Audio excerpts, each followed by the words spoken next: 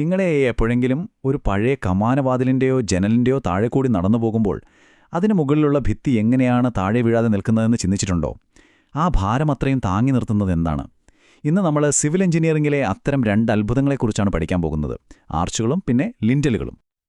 അപ്പോൾ ഇന്ന് നമ്മൾ എന്തൊക്കെയാണ് പഠിക്കാൻ പോകുന്നതെന്ന് നോക്കാം. ആദ്യം നമ്മൾ ആർച്ചുകളുടെ ഘടന, അതായത് അതിൻ്റെ ഓരോ ഭാഗങ്ങളും എന്തൊക്കെയാണെന്ന് മനസ്സിലാക്കും. അതുകഴിഞ്ഞ് പലതരം ആർച്ചുകളെ പരിചയപ്പെടും. പിന്നെ നമ്മൾ ലിൻറ്റലുകളിലേക്ക് കടക്കും. ഏറ്റവും അവസാനം നമ്മൾ ഈ പഠിച്ച കാര്യങ്ങളൊക്കെ ഉറപ്പിക്കാനായിട്ട് ഒരു ചെറിയ റിവിഷനും ഉണ്ടാകും. അപ്പോൾ നമുക്ക് തുടങ്ങിയാലോ? ഏതൊരു വലിയ നിർമ്മിതിക്കും അതിൻ്റേതായ ഒരു ഭാഷയുണ്ട്, അതിൽ ഉപയോഗിക്കുന്ന ചില വാക്കുകളുണ്ട്. അതുപോലെ ആർച്ചുകൾക്കുമുണ്ട്. നമുക്കാദ്യം ആർച്ചുകളുടെ ഭാഷ പഠിച്ചു തുടങ്ങാം. അതിൻ്റെ ഓരോ ഭാഗത്തിനും എന്തൊക്കെയാണ് പറയുന്നതെന്ന് കൃത്യമായി മനസ്സിലാക്കാം. അപ്പോൾ എന്താണ് ഒരു ആർച്ച്? സിമ്പിളായിട്ട് പറഞ്ഞാൽ, വാതിലുകൾക്കോ ജനലുകൾക്കോ മുകളിലുള്ള ഭിത്തിയുടെ ഭാരം താങ്ങാൻ സഹായിക്കുന്ന വളഞ്ഞൊരു സ്ട്രക്ചറാണിത്. ഇതിൻ്റെ ഒരു പ്രത്യേകത എന്താണെന്ന് വെച്ചാൽ, ഇത് നിർമ്മിച്ചിരിക്കുന്നത് ആപ്പിൾ കഷ്ണം പോലെ, അതായത് വെഡ്ജ് ആകൃതിയിലുള്ള കല്ലുകളോ ഇഷ്ടികകളോ ഉപയോഗിച്ചാണ്.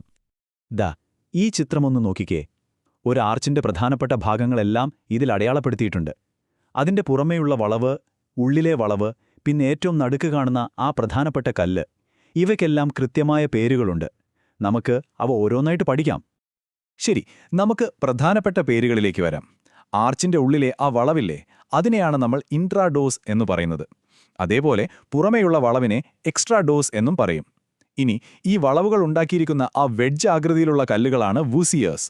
എന്നാൽ ഇതെല്ലാത്തിനെയും ഒരുമിച്ച് ചേർത്ത് നിർത്തുന്ന ഏറ്റവും മുകളിലെ ആണിക്കല്ല് പോലത്തെ ഭാഗമാണ് കീസ്റ്റോൺ. ഇനി ആർച്ചിനെ താങ്ങി നിർത്തുന്ന ഭാഗങ്ങൾ ഏതൊക്കെയാണെന്ന് നോക്കാം. ഈ ചിത്രത്തിലേക്കൊന്ന് ശ്രദ്ധിക്കൂ.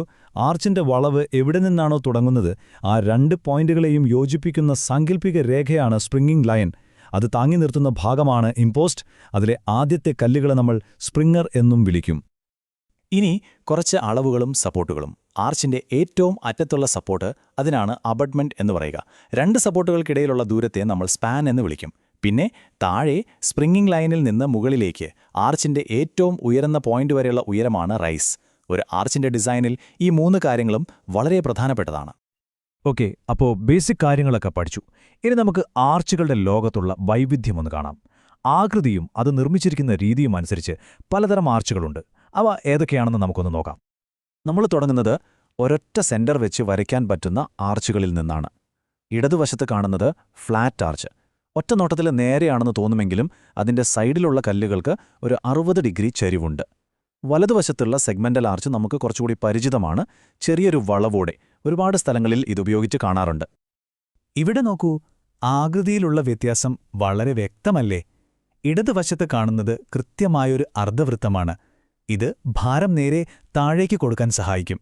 എന്നാൽ വലതുവശത്തുള്ള ഹോഴ്ഷൂ ആർച്ച്, അതിൻ്റെ പേര് പോലെ തന്നെ ഒരു കുതിരലാടത്തിന്റെ ആകൃതിയാണ്. ഇത് കൂടുതലായും ഇസ്ലാമിക വാസ്തുവിദ്യയിലാണ് കാണപ്പെടുന്നത്. ഇനി രണ്ട് സ്പെഷ്യൽ കേസുകളാണ് നമ്മൾ കാണുന്നത്. ഒന്ന്, ഇൻവേർട്ടഡ് ആർച്ച്. ഇത് സാധാരണയായി മണ്ണിനടിയിലാണ് ഉപയോഗിക്കുന്നത്, കെട്ടിടങ്ങളുടെ ഫൗണ്ടേഷൻ ബലപ്പെടുത്താൻ. മറ്റൊന്ന്, നമുക്കെല്ലാവർക്കും അറിയാവുന്ന ഗോഥിക് ആർച്ച്. യൂറോപ്പിലെ പഴയ പള്ളികളിലും കോട്ടകളിലുമൊക്കെ നമ്മൾ കണ്ടിട്ടുള്ള ആ കൂർത്ത മുകൾ ഭാഗമുള്ള ആർച്ച്. ഇതൊരു എക്സാം പോയിന്റാണ്, പ്രത്യേകം ശ്രദ്ധിക്കണം. ഗോഥിക് ആർച്ചുകളെ വീണ്ടും രണ്ടായി തിരിക്കാറുണ്ട്. അതിൻ്റെ ഉള്ളിൽ രൂപപ്പെടുന്ന ഒരു സാങ്കല്പിക ത്രികോണത്തിന്റെ ആകൃതി അനുസരിച്ചാണ് ഈ തരംതിരിവ്. ആ ത്രികോണം സമഭുജമാണെങ്കിൽ, അതായത് എല്ലാ വശങ്ങളും തുല്യമാണെങ്കിൽ അതിനെ ഇക്വിലാറ്ററൽ ആർച്ചെന്നും, ഉയരം കൂടിയ ത്രികോണമാണെങ്കിൽ ലാൻസെറ്റ് ആർച്ചെന്നും പറയും. ഇനി കാര്യങ്ങൾ കുറച്ചുകൂടി കോംപ്ലിക്കേറ്റഡ് ആവുകയാണ്. ഒന്നിൽ കൂടുതൽ സെന്ററുകൾ ഉപയോഗിച്ച് വരയ്ക്കുന്ന ആർച്ചുകളുണ്ട്. ഒരു കോമ്പസ് പലയിടത്ത് വെച്ച് ഒരു വളവ് പൂർത്തിയാക്കുന്നത് പോലെ ഒന്നാലോചിച്ച് നോക്കൂ. എലിപ്റ്റിക്കൽ, ഫ്ലോറന്റൈൻ, വെനീഷ്യൻ, ഇതെല്ലാം അങ്ങനെയുള്ളവയാണ്. ഓരോന്നിനും എത്ര സെന്ററുകൾ ഉപയോഗിക്കുന്നു എന്നതിലാണ് പ്രധാന വ്യത്യാസം. ഓക്കെ, അപ്പോൾ ആർച്ചുകളെക്കുറിച്ചുള്ള വളവുകളൊക്കെ നമ്മൾ കണ്ടു. ഇനി നമുക്ക് നേർരേഖകളിലേക്ക് വരാം. അടുത്ത പ്രധാനപ്പെട്ട ഒരു സ്ട്രക്ചറൽ എലിമെന്റായ ലിൻഡലിനെക്കുറിച്ച് സംസാരിക്കാം. ലിൻഡലിന്റെ പണി വളരെ സിമ്പിളാണ്. ഒരു വാതിലിന്റെയോ ജനലിന്റെയോ മുകളിലുള്ള ഭാരം താങ്ങുക. പക്ഷേ ഇവിടെ ഏറ്റവും പ്രധാനപ്പെട്ട ഒരു വാക്കുണ്ട്: ബെയറിംഗ്. അതായത് ലിൻഡൽ ചുമരിന്റെ ഉള്ളിലേക്ക് എത്രത്തോളം കയറ്റിവെച്ചിരിക്കുന്നു എന്നത്. ഈ ബെയറിംഗ് കൃത്യമായില്ലെങ്കിൽ ഭാരം ശരിയായി ചുമരിലേക്ക് പോകില്ല. ഈ സ്ലൈഡ് വളരെ വളരെ പ്രധാനപ്പെട്ടതാണ്. എക്സാമിന് സ്ഥിരമായി വരുന്ന ഒരു ചോദ്യമാണിത്. ലിൻഡലിന് കൊടുക്കേണ്ട മിനിമം ബെയറിംഗ് കണ്ടുപിടിക്കാൻ ഒരു നിയമമുണ്ട്. ഈ കാണുന്ന 3 അളവുകൾ നമ്മൾ കണ്ടുപിടിക്കണം. 1 100 മില്ലിമീറ്റർ, 2 ലിൻഡലിന്റെ ഉയരം, 3 സ്പാനിന്റെ 10-1. ഇവയിൽ ഏതാണോ ഏറ്റവും വലുത് അതായിരിക്കണം നമ്മൾ കൊടുക്കേണ്ട മിനിമം ബെയറിംഗ്. പണ്ടുകാലത്ത് ഉപയോഗിച്ചിരുന്ന മെറ്റീരിയൽസ് ഏതൊക്കെയാണെന്ന് നോക്കാം. മരം, അത് പണ്ടേ ഉപയോഗിക്കുന്നതാണെങ്കിലും അതിന് താങ്ങാൻ പറ്റുന്ന ഭാരത്തിന് ഒരു ലിമിറ്റുണ്ട്. അതേസമയം കല്ല്, അത് കംപ്രഷനിൽ നല്ല ശക്തമാണെങ്കിലും ടെൻഷൻ അഥവാ വലിവ് താങ്ങാനുള്ള കഴിവ് കുറവാണ്.